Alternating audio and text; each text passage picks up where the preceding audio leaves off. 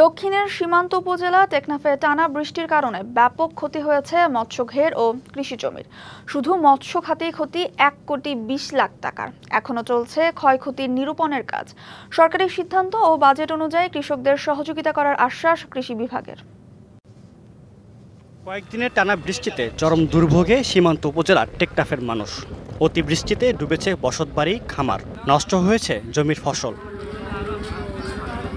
উপজেলার 1200 হেক্টর জমিতে আউশ, বীজতলা, ধান, সবজি ও পানের বরজের চাষ হয়। এর মধ্যে আংশিক ক্ষতি হয়েছে 107 হেক্টর জমির। অন্যদিকে 800 হেক্টর এলাকা চিংড়ি ঘের ও পুকুরসহ মৎস্য খামার ভেসে গেছে। ক্ষতি কাটিয়ে উঠতে সহযোগিতা চান কৃষক। ধানের বীজ যেগুলো আছে ওইগুলো পানির তলে, পানের বরজ পানির তলে। এখন আমরা অনেক ক্ষতিগ্রস্ত। বৃষ্টির কারণে যখন পানি বেশি হয়ে গেছে, অনেক মাছ নষ্ট হয়ে গেছে। আর লবণ যারা রাখছিল ওরা সব লবণ নষ্ট হয়ে গেছে। শাইনি চুলে এখন হবে সব হেয়ার স্টাইল। সিল্কোর দ্বিগুণ শাইনি চুল প্রতিদিন।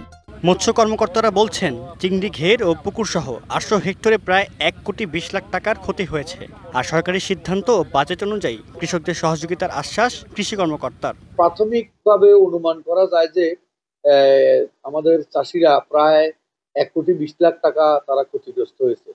তো আমাদের কাছে এই সমস্ত সবকিছু তথ্যপত্র আছে। আমাদের উপজেলা পরিষদের মাধ্যমে আমরা ওখানে একটা রিপোর্ট দিই এবং আমার বিভাগীয়ভাবে আমাদের একটা রিপোর্ট দেওয়া হয়।